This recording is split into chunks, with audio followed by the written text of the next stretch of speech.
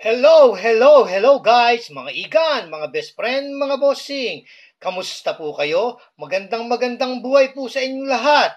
Diyan po sa abroad, sa Amerika, Canada, Saudi Arabia, UAE, Singapore, Malaysia, at saan man pong sulok ng mundo ay may Pilipino. Sa ating po mga OFW at sa ating po mga seafarers. Kamusta po kayo? Magandang buhay po sa inyong lahat. Okay po, tuloy na po tayo. Ang ating pong tatalakayin ay ang 1995 to 2003, 1 piso Serizal. Ayan, nagkaroon na po siya talaga ng value, yung pinaka-value niya po dun sa doon sa malaking tindahan ng coins sa Amerika. Ang value niyang to, ay ito talaga yung, kasi naging mabili siya sa naging mabili siya dun sa abroad. Kaya ito ang sinusundan natin. Yung mga nangungulekta ng mga coins na ganito, ito na po ang pinaka-value niya. Kukunin na po natin ang kanyang pinaka-value. Dati, 25 cents, dollars yun, Pero ngayon, nagsitaas na talaga.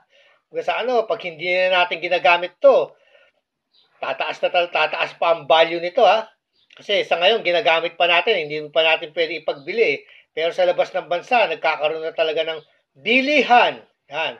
Pupuntahan na po natin, mula 1995 to 2003, 1 piso Serizal, non-magnetic.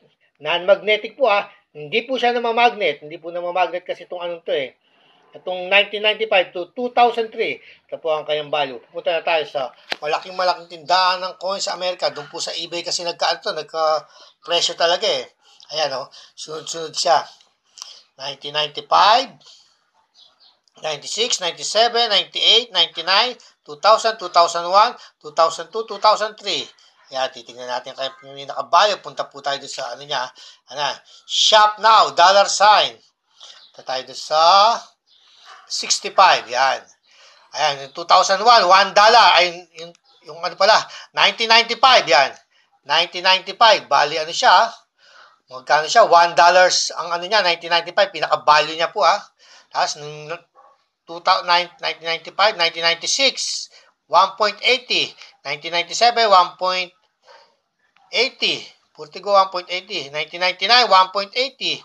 Year 2000, Year 2000, 1.80 rin. Purtigo, 1.80. 2001, 2002, 2002, 2003. Yan.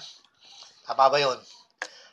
Pinakamatindi yung pinakamatindi yung 2003, $11, tsaka sa 63, $10 siya. Yan na po ang pinaka-value niya. Doon po sa malaking tindahan ng coins sa Amerika, 2003, non-magnetic. Yan. May magnetic kasi niya. Yung 2003 naman to 2017. Ito, yan po ang pinaka-value niya. $10 to $11. Biglang bumomba yung ng 2003, Siyang naging favorite, Bakit kaya? Siguro maraming nabili. Ayan po, $1 sa 1995, 1996, 1.80, 1997, 1.80, 1998, 1.80, 1999, 1.80, year 2000, 1.80, 2001, 1.80 rin. 2002, 1.80. Yun, ang 2003. $11 ang kanyang presyo. Tumaas ang bigla yan. Ayan po, kukolektahin na po natin yan. Ngayon po, sa atin po, kapag naitabi na natin yung mga yan, pagdating po ng araw, tataas pa ang value niyan. Mag-collect lang po tayo. Pero sa atin po talaga, hindi pa talaga nagkakaroon ng bilihan kasi sa atin nga, marami.